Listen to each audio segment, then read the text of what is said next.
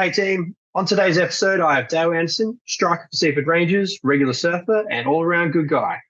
We discuss life, fueling, and visited Plunge Recovery to chat ice baths and compression socks for footballers. The questions we asked are: do they work, value for money, and what times of the season should we use them? Hope you guys get something from this. Really, like where did it all start for you? Like where did you kick it off? Well, I first kicked it off would have been the year 1991, very long time ago, Yeah. and geez, it would have been 6, 7 years of age at a school called Kirkhill North Primary School. Okay. Yeah. Yeah, Kirkhill North. Kirkhill North, Where is Kirkhill North? northern beaches of Sydney, New South Wales. Oh, nice. And so I used to go watch the older boys play on the soccer field, and they hit me up, come play. So I was like, yeah, all right. Went and played, and they thought I was a good player, so they hit me up and said, come and join the club, which was Kirkhill Soccer Club. Yeah. And I ended up, playing for them. That was my first year of club football. Yeah, nice. And then what sort of brought you over to South Australia then, I guess? Yeah, well, what brought me over here was my father. My real father lives down here, so Yeah. thought get down here and see him. And while I was here, thought give soccer a go. So Seaford Amateurs was on the cards then, because that's where I was living, close by to the club. Yep. And that's where it all began here. Yep. I heard a story that you sort of scored 5 goals on debut or something like that for amateurs, and then sort of got the knock to maybe that you should change it up a level. Yeah, I did. Yeah, got a few goals for the amateurs there, and they were telling me about federation. So yeah, that was on the cards for the year after, which was 2009. Yep. And how'd that go? Yeah, really good, man. It started off with 4 goals the first game. Wow. Against Noongar, so rivals. Okay. And from there, that whole season I was just banging goals away. Scored 19 goals. Yep. Which got 19 goals in the first season. Yeah. It's beautiful. It's not a bad kick out, isn't it? It's a good way to start things off. It is, it started off really good. Yeah. And that was like when I was a kid too. Our first year, we were undefeated. And and I think 3 years after that, we were undefeated as a kid. So my football journey started off on a high note. Yeah, right. Was there a goal scoring bonus? Is that why you... At Seaford? Yeah, is that why you turned it up a bit? So you played Feds for Seaford. Is there any other clubs that you played for? Yeah, I played South Adelaide Panthers for 2017 year, which was in the State League 1. Yep. We managed to win the league, yeah. And played for Savoy Amateurs up in Port Pirie. Okay, yep. Yeah.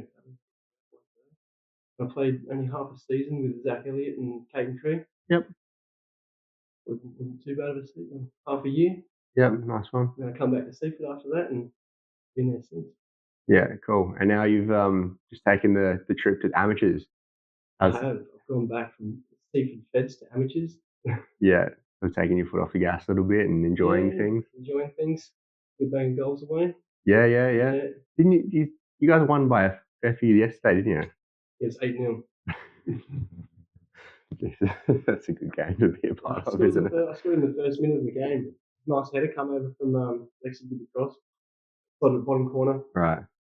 It makes the keeper second goal, which was... How many did you get? Did you get 8? I got 2. I got you 2. got all 8? 2 in the first. I thought you were rolling on here, like first one, second.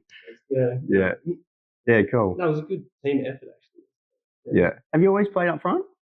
Well, I play attacking midfield in that 10 position at the moment. Right. So my first year at Seaford, I was as a 9. Yep. Sort of moved back now. Yeah, right. Yeah. It's still attacking, man. Yeah. I know how to attack. So. What does like your match day fueling look like for Dayle Anderson? Would it give us a roll in sort of, sleep the night before? What do you aim for? Breakfast, lunch? How do you eat? Well, I'll start from the beginning. I'll get up.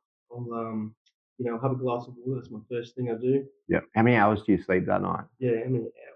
I get roughly around 7 to 8 hours. Yeah. Do you try and prioritize a bit extra sleep or? Not really. I sort of hit the same schedule every night. Really, I go to bed at a certain time, wake up at a certain time. My alarm. Yep.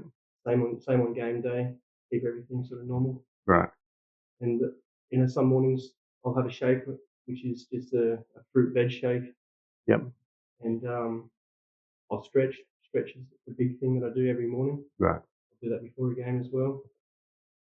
And for lunch, sort of, have a bit of sushi, bit of rice, Yep. bit of fish, and get into the game, have a couple of coffees, Yeah, That's okay. it. So breakfast, you get up, you sort of have that shake in there, and what's in the shakes? Like heaps of vegetables and Yeah, just some spinach, carrot, cucumber, bit of ginger, bit of garlic. Yep. Yummy stuff. Oh no. Banana, and I put a bit of coconut oil and coconut water in it. Yep. There's a variety of things, and I was telling you the other day about the cordyceps mushrooms that I also apply. Oh yes. Excellent. Yeah, nice. Sounds like fun shake. All right, cool. So the shakes first thing in the morning, and then you don't eat until lunch, and then have that sushi. Yeah, well, about 11 o'clock I'll have some sushi. 11 o'clock, and game time was 3, I 3 think. o'clock. Yeah, 3 o'clock. So you're eating about 11 o'clock, and then you've got roughly 4 hours there before game time, and coffees in the lead up. Is that what you're saying? Yeah, 2 coffees before the game. Yeah. Don't really have energy drinks, not unless I'm like really tired or something. Yeah. Okay. Yep. And then mid game, half time. Do you have anything in there or? Yeah, I'll always keep sipping water and pickle juice. I've been using that just for cramps. Like if I do feel an onset of cramps or muscles getting fatigued, Yeah. have a couple of swigs of that. Seems like a lot of boys are getting cramps. Hey, like Alex said this in the last episode, the episode with Alex. Yeah, right. That's quite interesting. On the artificial pitches, it takes a lot on the body, I reckon. Yeah. Legs especially, doing a lot of running. Yeah, when I came back and had a crack last year, sort of playing again, and man, honestly, like my feet were killing me, and then my ankles and my knees and stuff like that. It was that was hard. Yeah, it is. Yeah. Yeah. Okay. So pickle juice around half time and water. Plenty of water. Getting like Gatorade or Powerade at that time, or yeah, after a game I normally take a Powerade. After game, yep. After game, yeah. I do also have a branch amino acids drink that I also drink. Yep. Which has creatine and glutamine. Yep. Help for recovery. Yep. And a couple of beverages, alcoholic beverages after. Oh yeah, okay, get the beers in. Absolutely, with the lads. Hard rated. I'm not a big beer drinker, but that hard rated stuff's not bad. Sweet. What is it? Hard rated? Yeah, is that hard solo? They changed the name to hard rated now? Oh, I've never heard of that. No, Yeah. Okay, it's not. Yeah. Okay. So solo, because solo is a fizzy drink, isn't it? Solo, yeah. And they've just gone away from the fizzy drink and chucked some alcohol in. And there you go. Like, put a cap on it. Put a cap on it. Yeah. Righto. That does sound interesting. So okay. So post game, you're coming out of it and you get the BCAAs in, the Gatorade in, beers in. Do you usually eat or anything? I'll have some dinner, yeah. Yeah, okay. I'll grab something, maybe a pizza or something, yeah. Right, like okay. So sort of a cheat meal, get that food in. Yeah. Yeah. Because I don't eat too much leading up to a game, so I'm pretty hungry after it. Yeah. Yeah, absolutely. It's only like 3 pieces of sushi really, and sometimes a shake, not all the time, yeah. Yeah, just judging by what you're saying there, like you're probably coming in really low on carbohydrate actually. Yeah. And like maximizing carbohydrates coming into that game is gigantic. It's huge, and that's probably going to fuel those energy stores way more than what you're leading in with. Yeah. And even if you don't feel like it, like so some players don't really like eating too close to a game, makes them feel heavy. They prefer to feel as light as possible. You can really sort of like back it up. So you have a really large breakfast, and even the night before. That's where I do feel, yeah. Yeah, okay. So what's the night before? Steak, right. Potatoes, vegetables, but a decent amount of potatoes. Yeah, okay. So like pasta is like a massive go-to for players. Like the night before, I think the Matildas are like big on like spag bowl. Okay. The night before a game. So yeah, that's a good one to really get that pasta in and to load up those carbohydrate stores. So that's going to fuel up your game really well. Do you drink much water?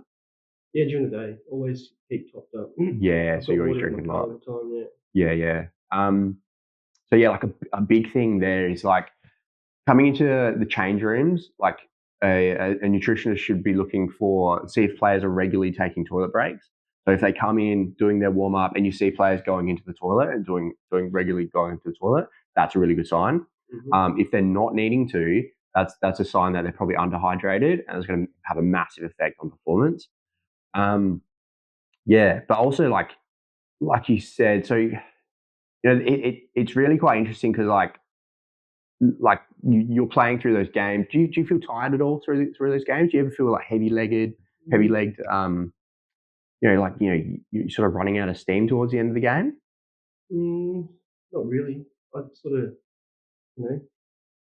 pick up another gear in towards the end of a game. Yep. Yeah. Yeah, right. So that's interesting. So your metabolism might be working a little bit different now, or might function really, really well. Yeah. But it'd be interesting actually to load you up and to see what that was like to actually have your carbohydrate stores loaded, get you into a game and see what numbers you're pulling different, and give that a bit of time and see what that sort of comes out of that. Yeah, cool. So post game, you've got the Gatorades, BCAAs.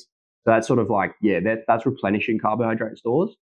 So your body's already probably screaming out for that anyway, and you're going to that because you're needing to, because you're depleted. And you're getting those in, so that's topping those stores up. Once you've topped those stores up, then the body's able to start working on recovery. And this is where you sort of need your protein to come in.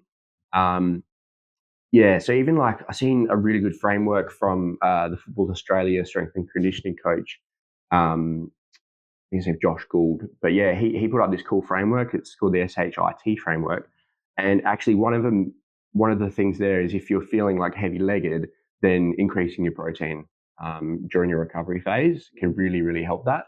So the next day, like if players are watching this and you're feeling really sore that next day, try increasing some protein in the night before, and you might actually withdraw that back a bit, and you might come in feeling a lot better and able to go again much quicker and get out training faster. So that could be helpful. Protein shakes or protein meat? Yeah, so I think I said on the one with Alex is like upper goes really handy. But I used to have a protein shake planned. So I've got like a shake that I used to make with like banana in it, frozen mixed berries, a scoop of protein powder, water, or if you can go with like skim milk or something like that. And then whatever else you really enjoy and want to chuck in there. And really think I used to just sip on that because I don't like eating after a game, in which most players don't like eating. Like straight after a game, you don't feel like eating a big meal. After, isn't it? There's sort of that time there where your body's just like, I don't feel like that right now. So I just sip on that, and then that used to go really well for me. Breaking up today's episode, Dayle and I took a trip to Plunge Recovery at Brighton. Here's some footage from some of our visit and the chat that went down. Big ticks in certain boxes there, like you're 30 to 40 different fruits and veg a week and stuff like that. Be with different your microbiome. You've got to be running really nicely because of that. But there's certain key things which should be like fine tune it more. Probably change the game a little bit too. Yeah, okay. It will help you with recovery, and it will help you with game day fueling. At the highest levels, it's crazy. Yeah, like it's so dialed in. Hey, it's not like someone goes in each day and go, I need to eat 2,500 calories. Yeah, and as long as they eat these things, it's good.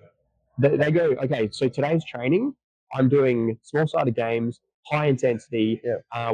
We're doing like speed conditioning and stuff like that. Yeah. I need more today. Yeah. So on match day, I need to eat more. And then they'll break that into certain things and what you need to eat more of. Yeah. And then it'll go, okay, so Friday night we have like large-sided games, lower intensity, more defense structure or something like that. Yeah. And it'll be like, okay, we don't need as much calories here, so they'll reduce it. So every single day has a different. And that goes like at Olympic levels. It's like a cyclist, and people think it's just like you just eat the right things, but there's actual heaps to it. Oh yeah. And like imagine some athletes, like the best athletes in the world, they're eating pizzas and burgers and stuff like that because they burn so much calories. They like go through so much fuel back in. Like the swimmers that are doing 20 kilometers of swimming a day. Yeah, right. So like to do that, you need the fuel. Yeah. Yeah, I don't hold back on some things. Like I'll definitely have a pizza and that every now and then. Yeah, burgers and chips and shit. Yeah, especially if I'm doing the high intense workouts and that as well. Because I get up early in the morning and go to the gym as well. Yeah, get up pretty early, do a little bit of cardio. Yeah. So I'm always trying to fuel and always trying to hydrate. Yeah, definitely something I'm conscious about. These things, man, tell you what, doing those pulls and then coming up here and doing this, you walk out of here feeling like $1 million. Oh, really? Yeah, 100%. Especially even when I was playing on Saturdays, I'd come here, play 90 minutes of game time, come here the next day in the morning, do this, and I walk out of here feeling just great. Legs feel so good. Yeah. It's pretty good recovery. Yeah. That's what I found anyway. Yeah. Everyone's different, I guess. Stuff like this is definitely like at the highest level was used. Yeah, you want to be doing this stuff, eh? Yeah. But there's also like, so a lot of this stuff is very like 1%er. And for people with low budgets, this should be like someone with like not enough money, this can go to the side. Yeah. Because there's other ways. There's other ways to really more cost-effective ways to get them a recovery in. Yeah, to recover. Well, I used to go down to the beach in winter, man. Before this was here, I used to go down there and do recovery the next day and just stand in the water, get up to my hips, just 15 minutes or whatever. Yep. Come back out, go back in for a bit. But now there's this. I come here and do this. Yeah. So there is timing as well, right? Yeah. So with ice baths are fantastic. Like they're proven to really help recovery. And some of the studies I looked at, so as long as you're getting the ice bath in within 24 to 48 hours after that really hard intensity training, then the improvements are really good. So like heaps good at inflammatory markers go down.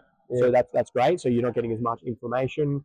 And you're recovering faster. You're able to sprint, like they're able to go from needing recovery or in a really bad way to being able to sprint again much faster than someone that doesn't use ice baths. Yeah. But one of the negatives is so muscle protein synthesis is 20% less for someone who uses an ice bath. Yeah. So realistically, after a training session, we want muscle protein synthesis to be as high as possible because you go and do training, whether it's sprinting, like playing soccer, kicking a ball, whatever, that's all doing like damage to those muscles, and those muscles want to repair and get bigger, right? So we want to maximize that muscle protein synthesis and create as much muscle as possible there. The ice baths themselves actually restrict that by 20%. So like it's stopping your muscles from getting their full growth. So that's a negative, but the positives outweigh the negatives and certain timings of the season.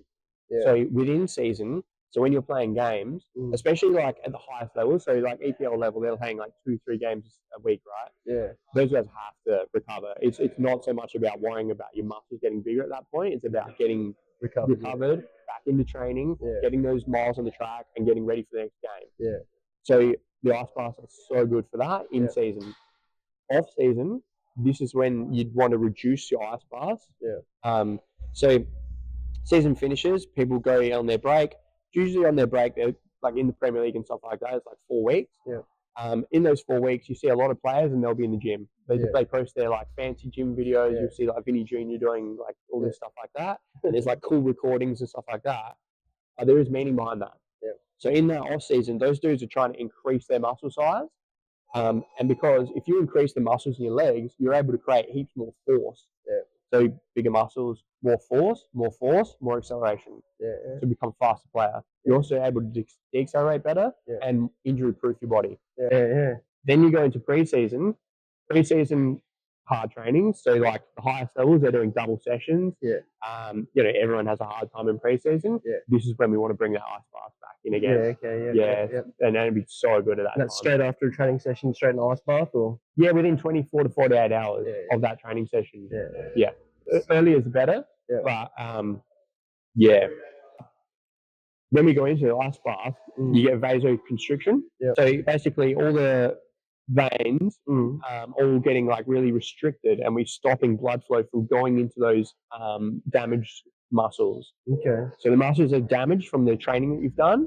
So we've done all these like little micro tears. The muscles are damaged. They're full of this fluid. They're full of like toxins and metabolites, which are actually in there trying and have to be cleared out. Has to be cleared out so that muscle can then recover and it's all good to use.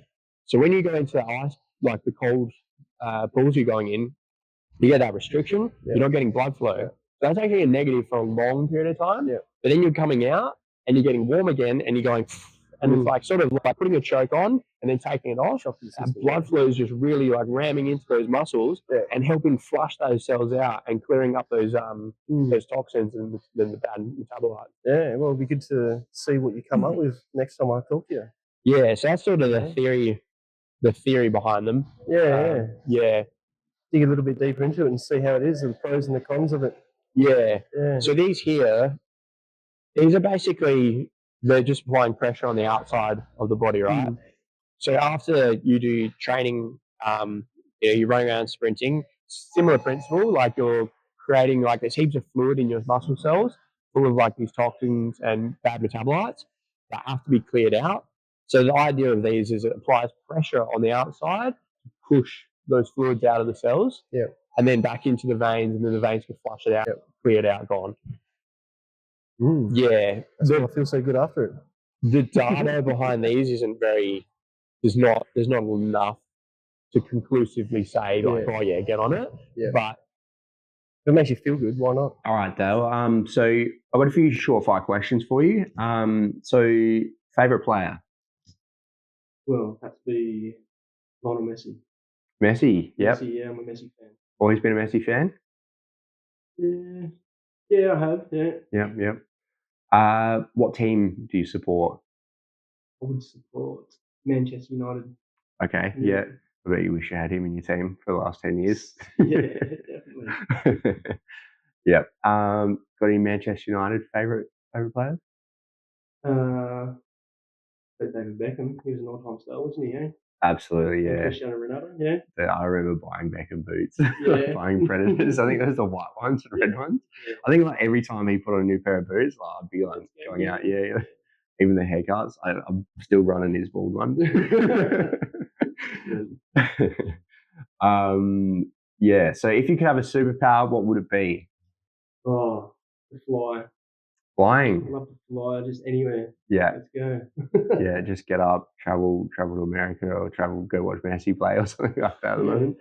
Yeah, cool. Pasta or pizza? Yeah, pizza. Pizza. All pizza, any pizza. Yum pizza. Good. Any pizza. So any flavour. Oh, okay, so you did any single type. Oh yeah. Hawaiian? Yeah. Don't mind pineapple? Okay, yeah. What about you? Don't mind pineapple? Yeah, no, I love pineapple. I'm all for pineapple on pizza. Cherries on it too, why not? Yeah, I like Supremes. It's Supreme. Yeah, the more on it, the better. Yeah. But I remember, a lot of places I've travelled to, I just, I go and order a pizza and there'd be like nothing on it. Yeah. Like in Brazil, I remember, we were hell craving Western food because, we'd been eating Brazilian and trying to get around what they eat.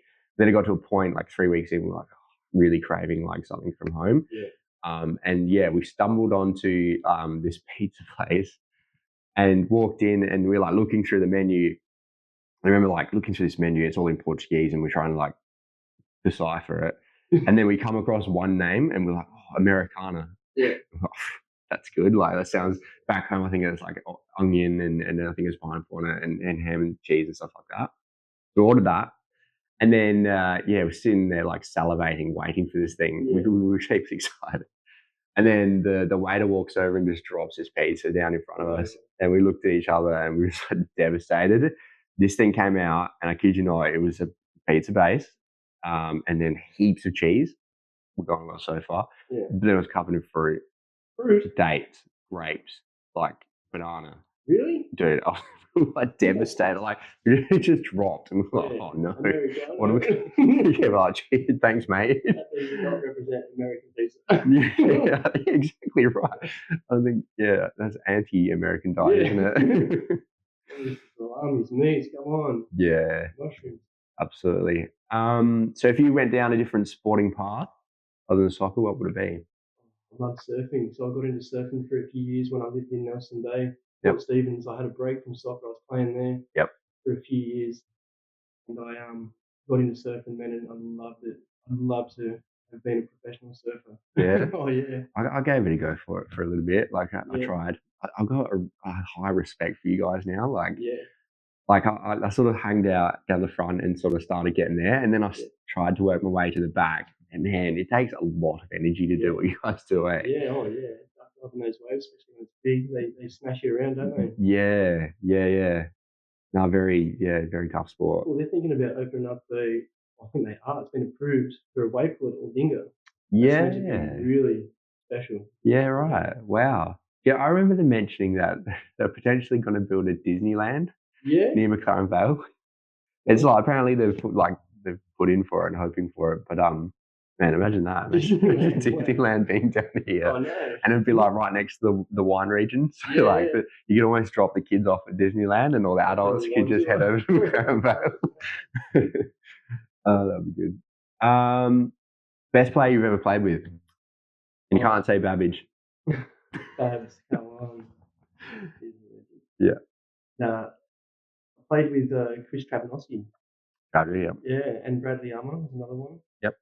Two great quality players there. Yeah. That was my first season at Seaford as well. I remember trying to tackle Bradley Armour and it was so hard to get the ball off that dude. Oh. For some reason he just shifts his body really well and covers that ball. Hey. Okay, so team to win the Premier League this year. Who do you think will win it? Oh. Geez, man. Didn't have a clue. Yeah, because you don't really follow it too closely, do you? Man City do it right, don't they? Yeah, there's won like 3 of the last 5 or something. 4 of the last 6. There you go, that's them. Yeah, probably. Although, like, I hope there's sort of a drop this year and it's a bit more, a bit more fight between the other teams. I feel like Man United are gonna step it up again this year. They've had a lot of injuries last year, and it seemed like they made some good changes. I think Liverpool will drop off a bit, but yeah, I don't know. Surely Chelsea's got to return to the fight this summer because they've been out for a while, they were just shocking last year, man. Really? Yeah. They came sort of back in at the end, but yeah, it wasn't pretty for a while there. Yeah, okay. And they'd spent a lot of money. Did they? Yeah. So last question, which I think we all know the answer that you're going to give: Messi or Ronaldo? Messi. Okay. Yeah. Well, that's it for today. Thanks for coming on, Dayle. Yeah, if you got time, go down to Seaford Rangers to watch Dayle score 700 goals a game. But yeah, no, the boys down there do a good job and they've got a good community. So yeah, go check them out. If you can, give us a like, share, and subscribe. That's all for us. I'll edit that bit out. Hey team, I just want to summarize some key points from today's episode. Dayle definitely prioritizes, his recovery protocols, and he makes sure that he eats a good variety of colorful different foods. And he's approaching 40 now, and no signs of stopping. And that's kind of evident in the things that he practices in his day-to-day life. And there's plenty of data to sort of back this up to say, if we take time and take care of ourselves, we're going to make our body last longer, and we're going to make ourselves, be able to play longer and enjoy the sport that we love playing. And at the top level, that's going to be like highly important. Like the longer you can prolong your career, the better it's going to be.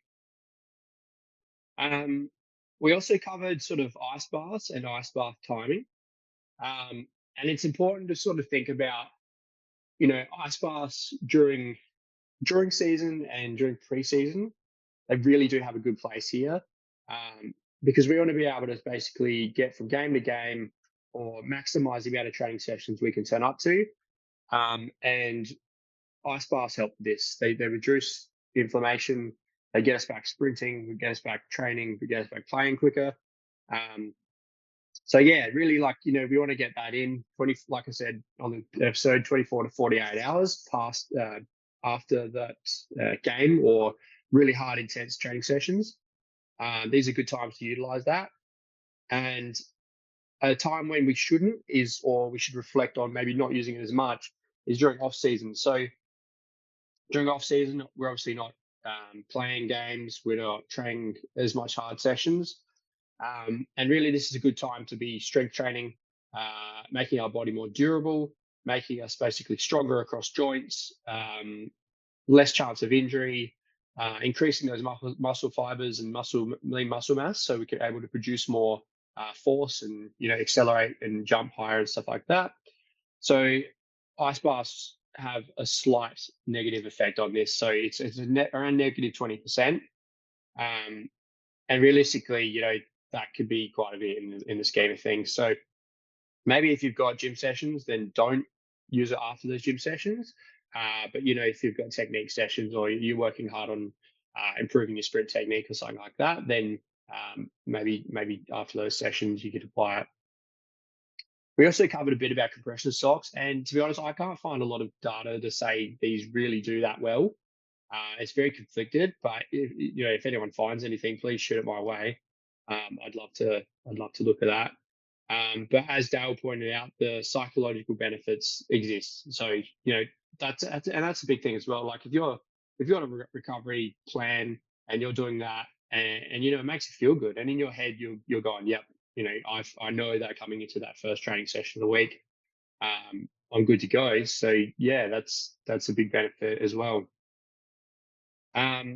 But yeah, realistically, like if you guys are looking for cost-effective bang for your buck recovery, sleep is king. So making sure you get those 7, 8, 9 hours sleep, nap when you can, get as much as you possibly can in, and like make sure the temperature in your room's good. Make sure you don't eat within 3 hours of before going to bed. 2 hours, turn that phone off. Make sure there's like no light in that room. And really like get into a nice deep sleep. I think like some interesting things have been noticed is, now that we've got more devices monitoring us, especially like those work devices and the sleep monitoring devices, people are noticing that, they'll go to bed with a plan that, okay, if I go to bed now, I'm going to get 8 hours sleep. But people are rocking up to bed and, they're on their phone, they're watching TV, watching something on their laptop. And then they turn that off, and then they have to take time to actually fall asleep. And by the time all this happens, they're only really getting like 6.5 hours sleep. So yeah, that's probably like something to sort of be aware of or sort of focus on, and you're going to probably notice a big difference in your recovery and adaptation as well.